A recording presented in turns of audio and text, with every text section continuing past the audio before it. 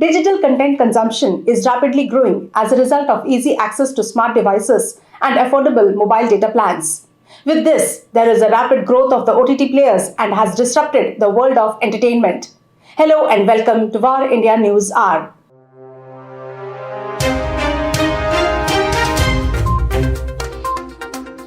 OTT stands for over the top, as in going above and beyond streaming cable networks or YouTube. OTT platforms are cost-effective, and these OTT platforms have emerged as an important alternative for visiting a movie hall during the pandemic by becoming their primary source of revenue, and audience are not buying them anymore without a theatrical release first.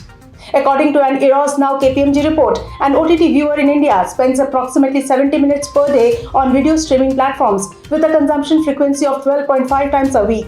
In India, we have various OTT services available as an option, and they are Netflix, Amazon Prime Video, Disney Plus Hotstar, Alt Balaji, ZEE5, AHA, Woot, Sony Live, View, Hoichai, etc. are some of the prominent OTT providers. As per reports, OTT players are not buying most of the films which are being offered to them for direct release, instead asking producers to release them in theatres first. Media and entertainment is one of the fastest growing industries in India. There were over 45 million OTT subscribers in India in 2022, and this figure is expected to reach 50 million by the end of 2023, and the market is set to become a Rs 12,000 crores industry by 2023. An expert says, "We encourage our producers to take their film to the theatres first and then to OTTs. It shows that the producers have confidence in the content. Also, it helps the overall marketing of a film." There are challenges faced by OTT platforms. Security and privacy are the two most pressing issues for OTT platforms. User information saved on their platforms during sign-in or search history should not be exploited for illegal purposes. Let's look into today's headlines in VARINDIA. Google modifies Android in India after CCI ruling. Google is making some changes to Android in India in line with directives issued by the Competition Commission of India.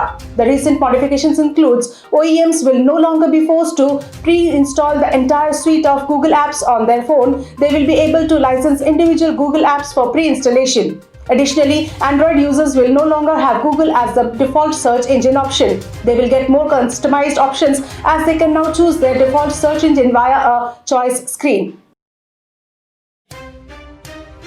Morgan Stanley imposes fine on its employees for violating compliance rules. Investment banking firm Morgan Stanley has penalized some of its employees with over $1 million fines for breaching compliance rules by using WhatsApp and iMessage for business communications.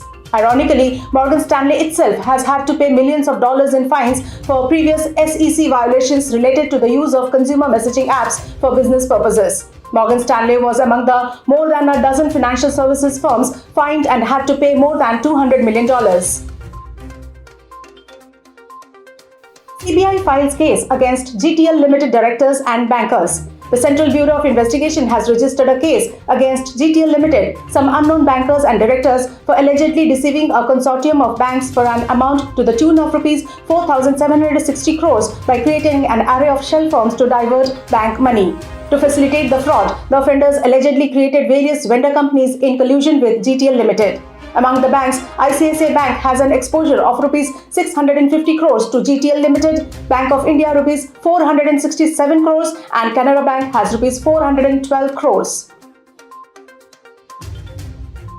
Cognizant signs a 10-year agreement with CoreLogic. Nasdaq-listed Cognizant announced a new 10-year services agreement valued at about $1 billion with CoreLogic, a global property information analytics and data-enabled solutions provider. The deal aims on delivering strong solutions and customer experience through digital transformation and operational excellence. Cognizant has been offering capabilities in application development and support, analytical modeling, and domain-centric business process services to CoreLogic and its customers since 2011.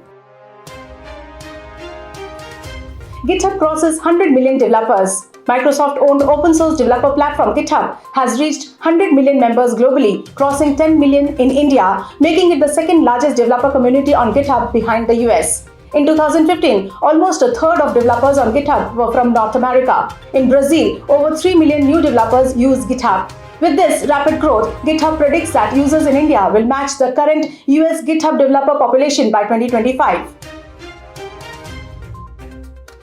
That's all for now. Please like, share, comment and subscribe to VAR India News magazine. You can download the VAR India app from Google Play Store and Apple App Store for the latest news and updates. Stay tuned. Thank you.